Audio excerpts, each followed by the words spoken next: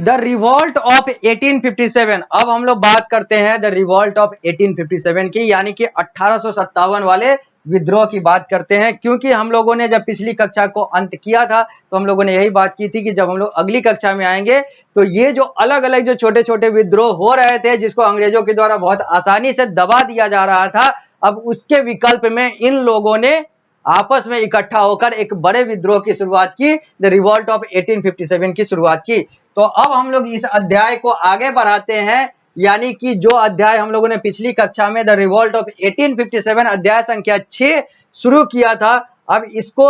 आगे बढ़ाते हैं और पृष्ठ संख्या 54 पर हम लोग थे। 54 से हम लोग अब इसकी शुरुआत करते हैं और द रिवॉल्ट ऑफ 1857 की बात करना शुरू करते हैं। तो लिखा हुआ the revolt of 1857, the revolt of 1857 was the outcome of the changing condition of the time. 1857 के विद्रोह की अगर बात करें तो यह एक परिणाम था जो समय बदल रहा था या समय के साथ जो अवस्थाएं बदल रही थी उसके आधार पर। It was a culmination of the accumulated grievances of the people against the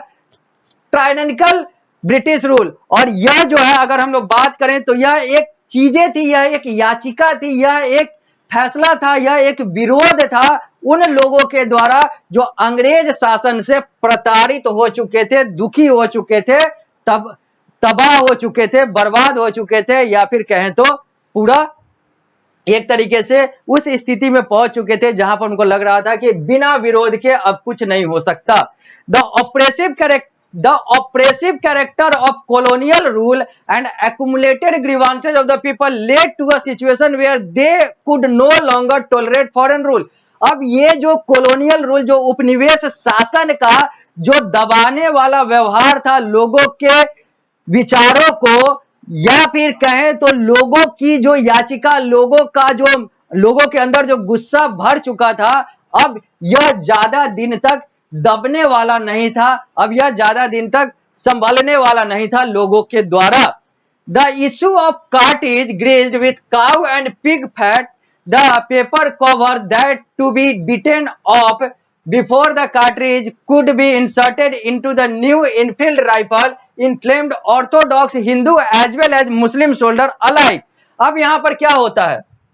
यहां पर अंग्रेजों के द्वारा एक ऐसी चीजें की जाती है जिसके कारण से भारत की अधिकांश जो जनता है, भारतीय जो है वो और ज्यादा गुस्से में आ जाते हैं। क्योंकि अगर धार्मिक रूप से बात करें तो अंग्रेज जो थे वो ईसाई थे, यानी कि क्रिश्चियन थे, और भारत की जो अधिकांश जनता थी वो हिंदू और मुस्लिम थी। और धार्मिक रूप से अगर बात करें तो ईसाइयों में चाहे वो गाय का मांस हो, चाहे वो सुअर का मांस हो, ये सारी चीजें जो है ये वर्जित नहीं है, ये वो लोग खा सकते हैं और खाते हैं। लेकिन हिंदू मान्यता के अनुसार गाय जो है बहुत ज्यादा पवित्र, मां का दर्जा दिया गया हुआ है, मां की उपाधि दी गई हुई है, इसलिए गाय का मांस जो है वो हिंदू मान्यता के अनुसार वर्जित है, प्रतिबंधित है, वो नहीं खाना चाहिए। और मुसलमानों के अनुसार सुअर को सबसे घटिया या सबसे गंदा जानवर का दर्जा दिया गया हुआ है, इसलिए मुसलमान के अनुसार, इस्लाम धर्म के अनुसार सुअर का मांस नहीं खाना चाहिए। हिंदू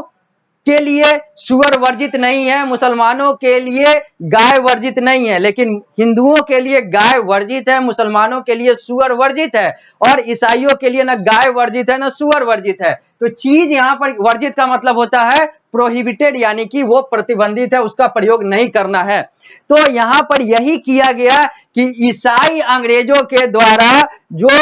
सिपाहियों को, जो इंडियन सिपाही थे, जो हिंदू मुस्लिम वाले जो सिपाही थे, उन लोगों को जो कार्टेज, उन लोगों को जो गोला बारूद, जो बंदूक में जो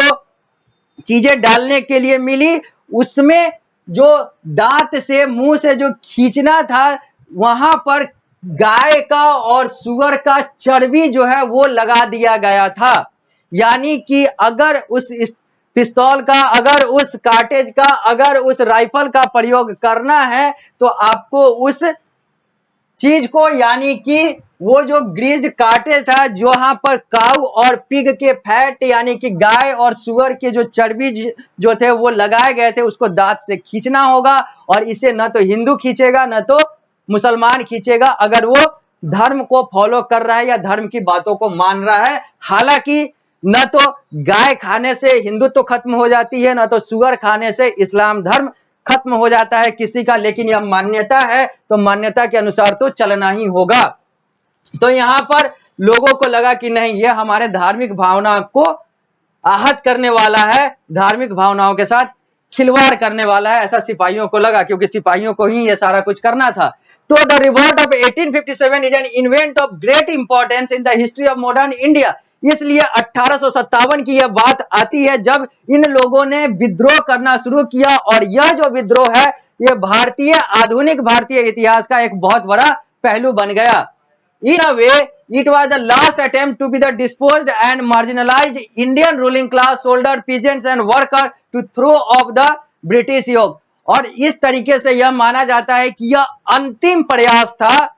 भारत के लोगों के द्वारा, भारत के किसानों के द्वारा, भारत के आम जनता के द्वारा, भारत के दबे कुचले लोगों के द्वारा, भारत के सिपाहियों के द्वारा, भारत के और भी कर्मचारियों के द्वारा यह अंतिम प्रयास था बड़े स्तर पर, जहां पर यह माना गया कि यह प्रयास जो है यह अंग्रेजों के खिलाफ भारत की सबसे बड़ी, भारतीयों की सबसे बड़ी लड़ाई है, सबसे बड़ी पहली लड़ाई और सबसे अंतिम एक जो थी वो उम्मीद थी कि यह चीजें जो है वो अंग्रेजों से निजात दिला देगा, क्योंकि लड़ाई तो ये लोग हमेशा कर रहे थे, हर साल कर रहे थे, कोई भी ऐसा साल नहीं गया, चाहे वो मुगलों के काल में चाहे वो अंग्रेजों के काल में, कि भारतीयों ने उनका विद्रोह नहीं किया। लेकिन छोटे स्तर पर कर रहे थे, कम जगह पर कर रहे थे, कम लोग कर रहे थे, तो उसको दबा दिया जा रहा था। यहाँ पर सब लोगों ने, यहाँ पर कहें तो पूरा भारत जो है लगभग सा इकट्ठा हो गया था, कम से कम उत्तर भारत। तो इसको माना जाता है कि यह अंतिम प्रयास था, अंतिम उम्मीद था इन लोगों का। So widespread and so violent was the revolt that it took the British more than a year to put it down। और यह रिवॉल्ट इतना ज्यादा बढ़ चुका था, इतना ज्यादा फैल चुका था और इतना ज्यादा खतरनाक हो चुका था कि इस विद्रोह को असफल बनाने के लिए भी अंग्रेजों को 1 साल लग गया। अब हम लोग बात करेंगे कॉजेज ऑफ द रिवॉल्ट की, रिवॉल्ट के कारण क्या थे।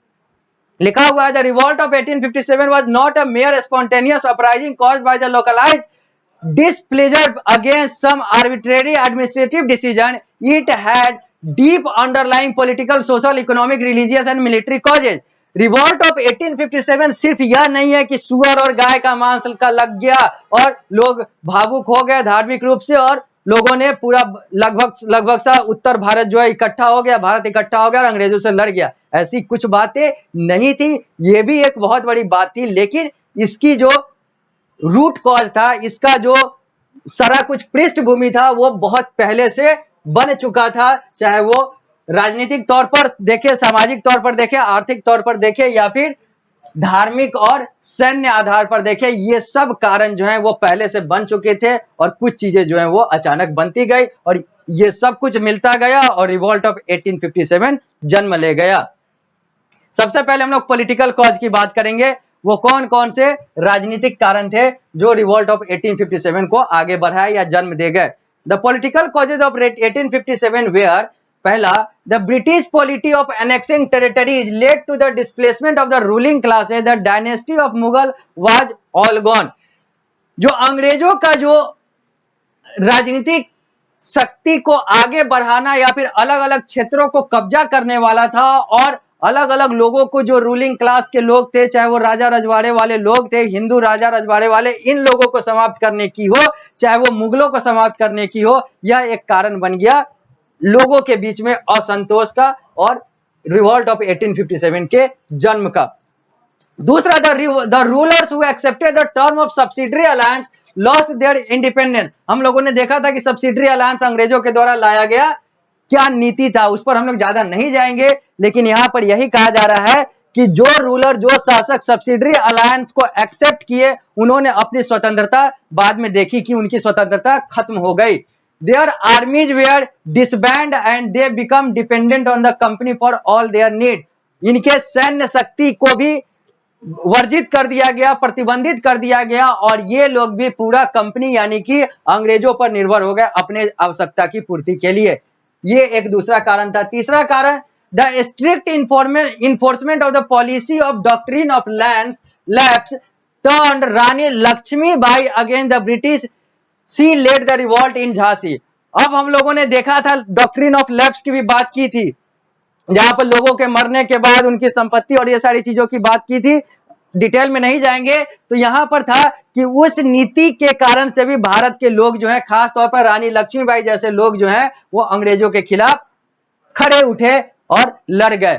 और रानी लक्ष्मीबाई जो है वो झांसी यानी कि अभी के भारत के उत्तर प्रदेश यानी कि मेरठ, लखनऊ, कानपुर वाले ही क्षेत्र की, कानपुर वाले ही राज्य की एक और हिस्से यानी कि झांसी से उन्होंने लड़ाई को यानी कि इस इंडियन म्यूटिनी को, सिपाही म्यूटिनी को आगे बढ़ाया। चौथा कारण था the annexation of Awadh in 1856 by Lord Dalhousie was greatly resented since the Nawab of Awadh had always been loyal to the British. The annexation of Awadh in 1856 by Lord Dalhousie, Lord दलहौजी के द्वारा 1856 में अवध को अपने कब्जे में कर लेना, ये भी एक बहुत बड़ा कारण था भारत में सिपाही म्यूटिनी के जन्म का, क्योंकि अवध का जो नवाब था वो बहुत बड़ा लॉयल था, बहुत बड़ा भक्त था अंग्रेजों का, had always been loyal to the British. It was seen as an act of betrayal and backstabbing by the British. और यहां पर ये सारी चीजें जो है वो लग रहा था कि ये सारी चीजें जो है ये धोखाधड़ी या फिर पीठ पर छुरा खंजर घोपने जैसा है। It deeply hurt the sentiment of the people, particularly the sepoy, because most of them were from Awadh. और ये सारी चीजें जो है अवध के नवाब का जो अंग्रेजों के खिलाफ जो लॉयलिटी था, ये उन सारे सिपाहियों को बहुत ज्यादा झकझोर गया, नकारात्मक रूप से प्रभावित कर गया, क्योंकि अधिकांश जो सिपाही थे वो इसी क्षेत्र के थे, अवध के ही थे जो भारतीय सिपाही थे। तो ये सारी चीजें भी कारण बन गई सिपाही म्यूटिनी की, या फिर कहें तो इंडियन म्यूटिनी की या रिवॉल्ट ऑफ 1857 की। अब हम लोग आगे बढ़ेंगे पॉलिटिकल कॉज के बाद, अब हम लोग बात करेंगे इकोनॉमिक कॉज की, यानी कि आर्थिक कारण की। वो कौन कौन से आर्थिक कारण थे जिसके कारण से रिवॉल्ट ऑफ 1857 को जन्म लेना पड़ा या फिर रिवॉल्ट ऑफ 1857 की शुरुआत हुई। लेकिन इकोनॉमिक कॉजेज को देखने के लिए हम लोग को मिलना होगा अगली कक्षा में। इस कक्षा को देते हैं हम लोग यहीं पर विराम, मिलते हैं अगली कक्षा में इकोनॉमिक कॉजेज के साथ।